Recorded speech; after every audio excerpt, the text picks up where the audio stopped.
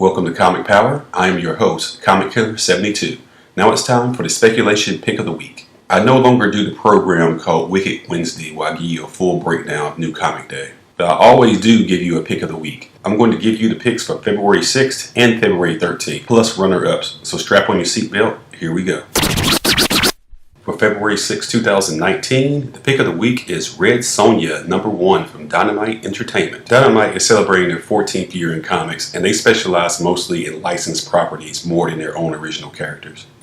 Cover A for this is very well drawn. It's done by Amanda Connor. I made a previous video called The Top 10 Female Comic Book Artists, and she made the list. Link in the description. She made a name for herself, taking over as the artist for Harley Quinn during the New 52. During Rebirth, she did the covers and was upgraded to the writer as well. Of course, there's going to be a lot of variants, including one by Frank Cho. He's been taking a lot of criticism lately for making the thighs on his female characters look so large. Although Frank feels like an overnight success, he's been working in comics for 23 years actually. What really made him blow up in the last 5 years was his satirical, custom-made cheesecake variants. I made a full video showcasing more of his talent. Link in the description. As for Red Sonja the character, she's influenced countless female heroes after her. Her first appearance was in Conan the Barbarian #23 back in 1973 from Marvel Comics. She proved so popular that they spun her off and made her a lead character instead of just a supporting one. And by the way, she's way overdue for a live action reboot. Back in the 80s, the character was depicted by model actress Bridget Nelson, which looks very campy by today's standards. There was a 2009 project that was in development with Rose McGowan to play the lead, but it never went anywhere and the project died. So will the character ever be portrayed in live action again? I don't know. It's going to be tough. I'll explain later. The runner-up for February 6th is Daredevil #1. This reboot is being written by Chip Zdarsky, who's best known as the artist on the award-winning Sex Criminals from Image Comics.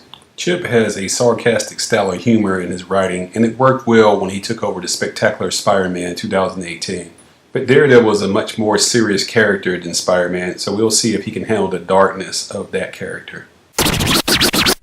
For February 13th, 2019, the pick of the week is The Savage Sword of Conan #1 from Marvel Comics. The Conan character was a pulp hero created by Robert E. Howard in 1932. It was licensed to Marvel in 1970. Many comic historians consider Conan #1 the beginning of the Bronze Age.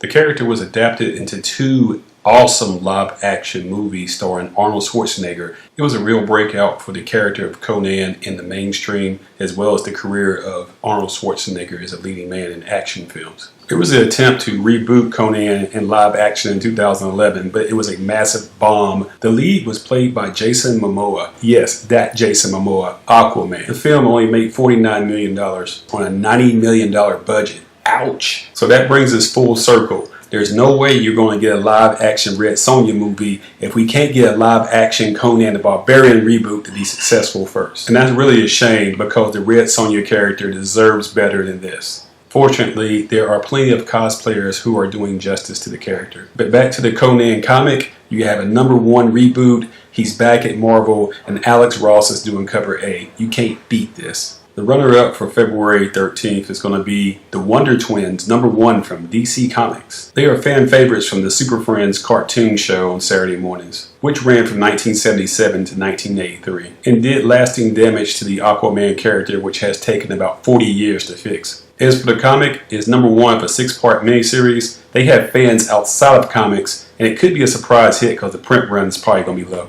Okay folks, that's my picks for February 6th and February 13th, 2019. I hope that was helpful for you. Until next time, this is Comic Killer 72 for Comic Power saying bye-bye.